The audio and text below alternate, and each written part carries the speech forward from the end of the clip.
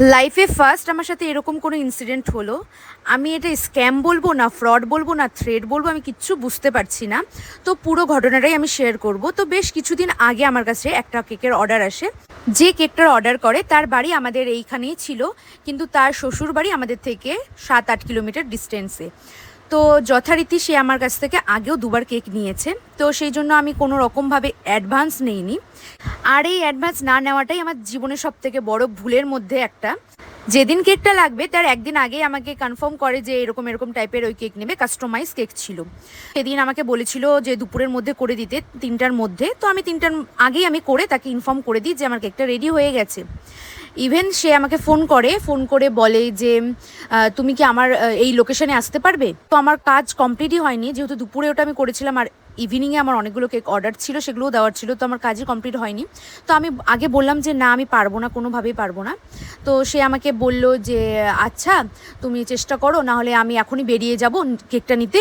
আমি বললাম ঠিক আছে, তাহলে আমি আমার বাবাকে দিয়ে পাঠিয়ে দিচ্ছি।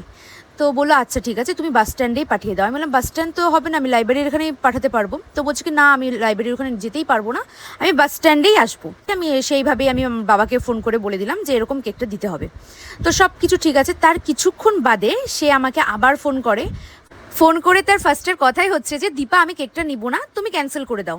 তো আমি বললাম এভাবে তো ক্যান্সেল হয় না, যেহেতু আমি তোমার কাছ থেকে কোনো রকম অ্যাডভান্স নেইনি বা কোনো রকম এটা কাস্টমাইজ কেক আমি কী করে সেল করব। নামটাম তুমি যেভাবে বলেছো সেভাবে আমি কেকের উপরে লিখে দিয়েছি। তো সে আমাকে বলে না, আমি কোনোভাবেই নিতে পারবো না, কারণ আমার কেউ একজন হসপিটালাইজড ছিল, সে মারা গেছে। আমাকে এটা বলল। তারপরে সে বলল তুমি এত কেক বানাও, তুমি কোনো না কোনোভাবে এই কেকটা সেল করে দিতে পারবে, আমি জানি। আর একজনের কাস্টমাইজ কেক, নাম লেখা কেক আমি আরেকজনকে কি করে মানে সেল করব। এটা যদি আমি ক্রিম উঠিয়ে যদি আবার থেকে ডেকোরেশন করি তারপরেই আমি সেল করতে পারবো। তো আমি এত ঝামেলায় যাবোটা কেন, যেহেতু উনি অর্ডার করেছে।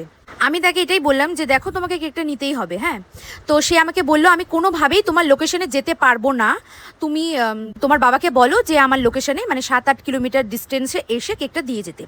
আর এখানে এত কিছু বলার পরেও আমার একটাই ভুল, যে আমি তার কাছ থেকে কোনো রকম অ্যাডভান্স নেইনি, সেই জন্যই সে এত বড় বড় কথা আমাকে শোনাতে পারলো। যেহেতু ওর যদি আগে থেকে পেমেন্টটা করা থাকতো তাহলে সে এসে যে করেই হোক নিয়ে যেতে পারতো, যেহেতু তার মায়ের বাড়ি এখানেই। তারপরে সে আমাকে বলে যে আমি আধা ঘন্টার মতো এখানে থাকবো, তারপরে যেখানে মারা গেছে আমাকে সেখানে যেতে হবে। তারপরে আমি বললাম আধা ঘন্টার মধ্যে তো আমার কোনোভাবে যাওয়া সম্ভব না, কারণ এখান থেকে অনেকটাই দূরে, তারপরে আমার কাজটা একটু কমপ্লিট না করে তো আমি যেতে পারছি না। তো তারপরে ওই বলছে কি ঠিক আছে তাহলে তুমি তোমার টাইম মতো করে আসো। তারপর আমি কিছুক্ষণ বাদেই বেরিয়ে যাই, যেহেতু দূরে ছিল আর আমার এসেও কেকগুলো দেওয়ার ব্যাপার ছিল, সেজন্য আমি তাড়াতাড়ি বেরিয়ে যাই। আমি যখন বাড়ি থেকে বের হই তাও আমি ওনাকে ফোন করে বলি যে আমি বাড়ি থেকে বেরোচ্ছি। তারপরে ওনার লোকেশনে ঢোকার আগেও আমি তাকে জানাই যে আমি অলমোস্ট চলে এসেছি। সে আমাকে বললো যে তুমি আমার লোকেশনে এসেই ফোন করো। তারপরে উনি যে লোকেশনটা বলেছিল ওখানে গিয়ে আমি তাকে ফোন করি, সে তখন আমাকে জানায় যে সে এখন বাড়ি থেকে বেরোবে। মানে আমি যাওয়ার পরে মিনিমাম ওখানটায় 40 থেকে 45 মিনিট ওয়েট করেছিলাম যে উনি আসবে, তারপরে কেক দেবো, তারপরে আমি বাড়িতে এসে কাজ করব। আর এখানে মজার বিষয়টা হচ্ছে যে তার কোনো কেউ মারাই যায়নি আমার যতটুকু আইডিয়া, কারণ সে আমাকে বলছে আমি না যেতে পারলাম না, এখন ছোট বাচ্চাদেরকে ইনভাইট করেছি তো তাই করতেই হবে বার্থডেটা।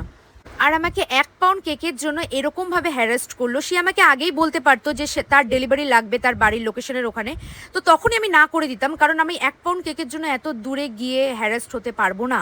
আর তারও কোনো দরকার ছিল না এরকম সাজিয়ে গুছিয়ে একটা গল্প তৈরি করার। তো সে আমাকে ফার্স্টেই বলতো, আমি ফার্স্টেই না করে দিতাম, এত দূরে যেতই না বিষয়টা। তো যাই হোক, আমার এরকম কাস্টমার আর লাগবে না, কারণ এর থেকে অনেক ভালো কাস্টমার আমার আছে।